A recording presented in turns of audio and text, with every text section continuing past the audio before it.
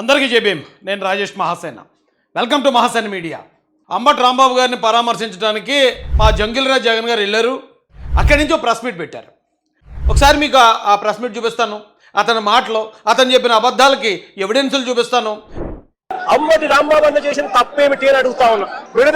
అంబటి రాంబాబు గారు చేసిన తప్పేంటి అని అడుగుతున్నాడు. ఏమీ తెలియనట్టు అమాయకంగా జగన్మోహన్ రెడ్డి గారు వచ్చి ఇప్పుడు అంబటి రాంబాబు చేసిన తప్పేంటి అని అడిగాడు. చేయించిందంతా జగన్ రెడ్డే, అందులో ఏ డౌట్ లేదు. అయితే మరి ఏమీ తెలియనట్టు అడుగుతున్నాడు కాబట్టి ఆయనకి మనం చెప్పాలి కదా. అంబటి రాంబాబు చేసిన తప్పేంటి అని అడిగాడు కదా. అంబటి రాంబాబు చేసిన తప్పేంటంటే, జగన్ అన్న మీరు నెయ్యి కల్తీ చేసి 250 కోట్లు దొబ్బేశారని సిబిఐ ఆల్రెడీ ఛార్జ్షీట్ వేసింది నెల్లూరు కోర్టులో. CBI-led special investigation team has filed its final charge sheet. The charge sheet names 36 accused identified as the main hub producing that fake ghee. Nearly 68 lakh kgs of adulterated ghee made using palm oil and chemical additives involving transactions worth about 250 crores. అయితే ఈ అంబటి రాంబాబు ఏం చేస్తున్నాడంటే, నేను వెంకటేశ్వర స్వామి ఆలయానికి వెళ్ళి శుద్ధి చేసేస్తాను, లేకపోతే ఇంకోటి ఏదో చేస్తానని ఒక అవతారం ఎత్తాడు. అక్కడ కొద్దిమంది అవును కల్తీలో మహాపచారం జరిగిందని చెప్పి ఒక ఫ్లెక్స్ పెట్టారు అన్ని నిజాలతో. పెడితే నేను ఆ ఫ్లెక్స్ చింపేస్తాను, దాని సంగతి ఏడో చూస్తానని జనాల్ని రెచ్చగొట్టి రోడ్డు మీదకు ఆంబోతులకు వచ్చేసాడు. తక్షణమే వితిన్ 24 hours లో ఈ ఫ్లెక్సీని తొలగించకపోతే నేనే వచ్చి చించేస్తా.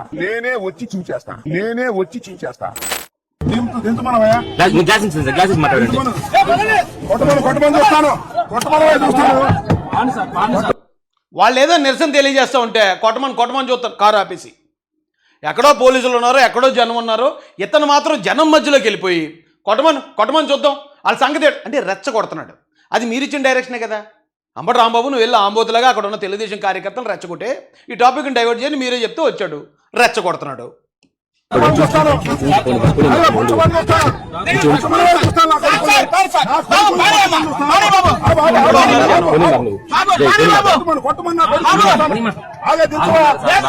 అక్కడ అంతమంది వెంకటేశ్వర స్వామికి అపచారం చేశారు, డబ్బులు కొట్టేశారు, ఈ కల్తీ నెయ్యితోటి మొత్తం మనోభావాలు దెబ్బతిన్నారని అంతమంది హిందువులు వాళ్ళ బాధలో ఉండి నిరసన తెలియజేస్తూ ఉంటే వాళ్ళని ఆ జనంలోకి వెళ్ళి రెచ్చగొడుతున్నాడు.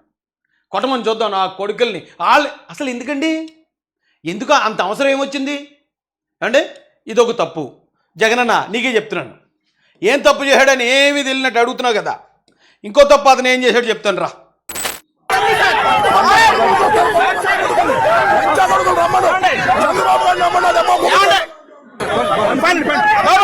బయటకు వచ్చి అక్కడ సంబంధం లేని చంద్రబాబు నాయుడు గారిని, అక్కడ ఎవరెవరో ఉన్నారు జనం, అయితే వీడు రెచ్చగొట్టాడు వాళ్ళని. రండిరా నా కొడకలా రండిరా గొడవకు అన్నాడు. ఎవరు రావట్లేదు, పోలీసులు అడ్డేసుకుంటున్నారు. అందుకని వాళ్ళని ఇంకా రెచ్చగొట్టాలంటే చంద్రబాబు నాయుడు గారిని తిట్టాలి. అందుకని కారులో ఉన్నవాడు బయటకు వచ్చి మరి ఏం పని ఉంది ఆడికి, ఏం పని ఉందిరా, ఎవరిని అడుగుతూ వైసీపీ వాళ్ళు అడుగుతున్నా వీళ్ళు సపోర్ట్ చేసేవాడిని. బయటకు వచ్చి చంద్రబాబు నాయుడు గారిని కెమెరాలు ఉన్నాయని తెలుసు, మైకులు ఉన్నాయని తెలుసు, మీడియా వాళ్ళు ఉన్నారని తెలుసు, అందరిలో పబ్లిక్గా కావాలని రెచ్చగొట్టడానికి చంద్రబాబు నాయుడు గారిని లకారంతో తిట్టాడు వీడు. ఏమండి ఆ తర్వాత వీడి ఇంటికి వచ్చేసాడు. ఆల్రెడీ కోపంలో ఉన్నారు జనం. కోపంలో జనం ఉన్నప్పుడు ఎక్కడున్నాడు ఈ అంబటోడు ఇలా లకారంతో మీడియా ముందు తిట్టాడు చంద్రబాబు నాయుడు గారిని అని అందరూ కోపంగా ఉన్నప్పుడు ఈ నిజంగా గొడవకి వెళ్ళినాడు కాకపోతే ప్రెస్ మీట్ పెట్టాల్సిన అవసరం లేదు. ఎక్కడో చోట జనాల ఆగ్రహం తగ్గేదాకా ఉండాలి. మళ్ళీ వీడి ఇంటికి వచ్చి ప్రెస్ మీట్ పెట్టి వీడేమన్నాడు, దాన్ని ఏందో నాకు అర్థం కాలేదు. చంద్రబాబు నాయుడు గారిని తిట్టేశానంట. చంద్రబాబు నాయుడు గారు లోకేష్ గారు కలిసి రాంబాబు గారిని వాళ్ళు అరెస్ట్ చేయాల్సిందే అన్నారంట. చేసుకోండి, సిద్ధంగా ఉన్నా. ఎందుకు ఈ వ్యంగ్య మాటలు ఎందుకండి? అయిపోయింది కదా, అక్కడ అయిపోయి పోయి తిట్టావు, పోయి నోడుదోలు ఆకే తిట్టావు, గొడవ చేయనే తిట్టావు. అప్పటికి తెలుగుదేశం కార్యకర్తలు గొడవకు రావట్లేదు కాబట్టి ఇంటికి వచ్చి తిట్టాను, చంద్రబాబు నాయుడు గారిని తిట్టాను అంటున్నారు. సరే అరెస్ట్ చేస్తాను చేయమను, నా కుక్క అడి చూడండి, అడు ఎలా రెచ్చగొడుతున్నాడు చూడండి. ఇప్పుడే కదా, ఎప్పటి నుంచో సిద్ధంగా ఉన్నా. చెప్పా నేను, నీ రెడ్ బుక్ నా కుక్క కూడా లెక్క చేయదని చెప్పా. నువ్వు అరెస్ట్ చేస్తే అరెస్టుకు సిద్ధంగా ఉన్న బెయిల్కి కూడా వెళ్ళను. ఎందుకండి ఇంత రెచ్చగొట్టడం ఎందుకు?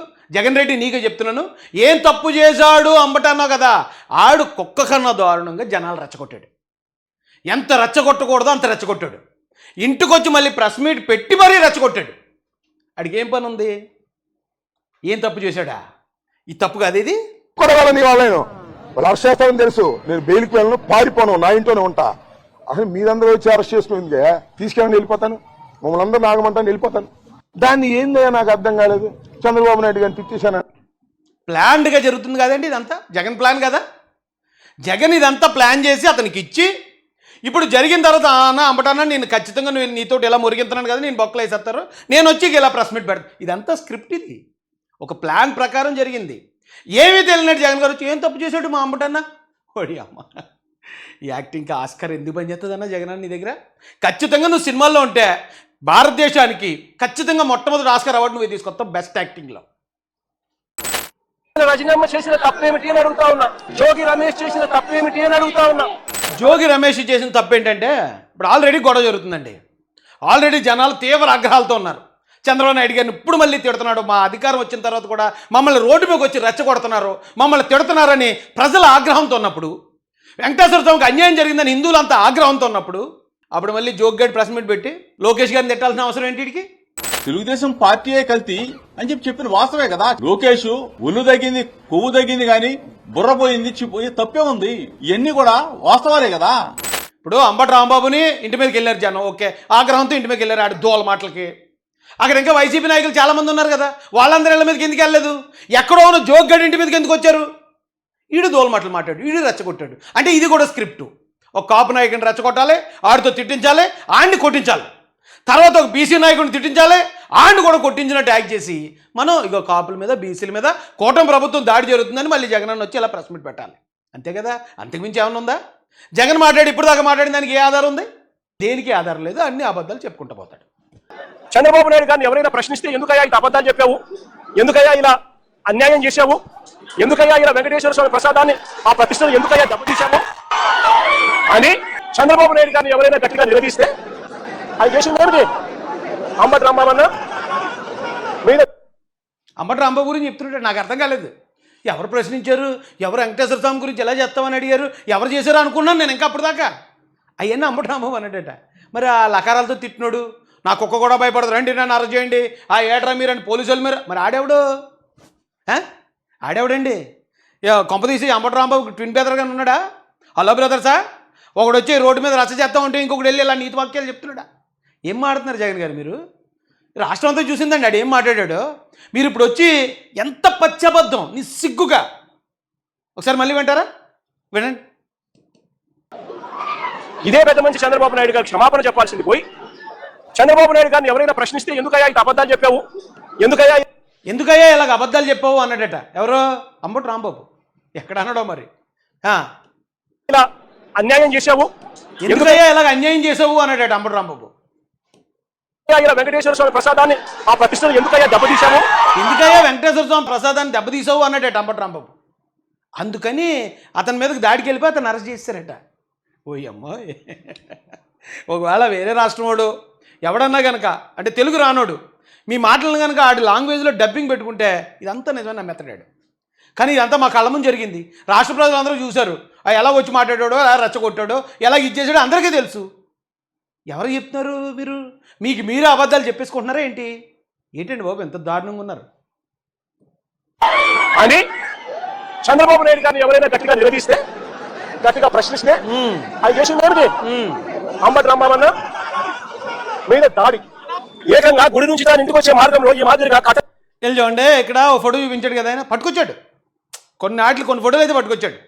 ఎన్డీటీవీ రిపోర్ట్ పట్టరాలేదు, ఛార్జ్షీట్ పట్టరాలేదు, ఎన్డీటీవీ వాళ్ళకి ఇచ్చేసింది, సిబిఐ ఇచ్చేసింది అన్న క్లీన్ చీట్ పట్టాలి, ఏం పట్టరాలేదు. ఎందుకంటే లేవు, అవన్నీ అబద్ధాలు కాబట్టి.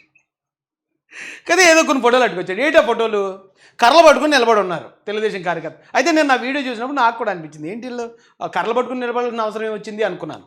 అయితే జరిగిన విషయం ఏంటి, ఏదైతే వాళ్ళు ఫ్లెక్సీ పెట్టారో ఆ ఫ్లెక్సీ చంపడానికే అంబటి రాంబాబు వచ్చేస్తున్నాడు. కాసుకోండి అన్నారట. కాసుకోండి అంటే అంబటి రాంబాబు వస్తున్నాడట, లేకపోతే ఇంకొక వైసీపీ కార్యకర్తలను గొడవకు వచ్చి దీన్ని చింపుతారేమో అని వాళ్ళు అక్కడ నిలబడ్డారు. అయితే అక్కడ ఉన్న వాళ్ళలో చాలామంది పెద్ద ఏజ్ వాళ్ళు. వాళ్ళు కర్ర పట్టుకుని ఎందుకు నిలబడరు నాకు ఇప్పటికీ అర్థం కాలేదు. అది పొరపాటే. ఒకవేళ ఫ్లెక్స్ చింపడానికి ఎవడం వచ్చి ఫ్లెక్స్ చింపితే పోలీసు వాళ్ళు చూసుకుంటారు. కర్రలు పట్టుకుని అది నిలబడ్డదాన్ని ఆ ఫోటోని ఇక్కడ తెచ్చి అంబటి రాంబాబుని కొట్టడానికి కర్రలు పట్టుకుని నిలబడ్డారన్నాడు. ఫ్లెక్స్ ఎవరో చింపుతున్నాకు వస్తున్నారట వైసీపీ వాళ్ళు. అంటే వాళ్ళ కోసం నిలబడ్డారు అక్కడ. ఆ ఫ్లెక్స్ ముందే కావాలంటే మీరు ఈ ఫోటో చూడండి, వెనకతలాగా ఫ్లెక్స్ ఉంది. దాన్ని ఇప్పుడు జగన్ ఎలా తిప్పేస్తున్నాడు?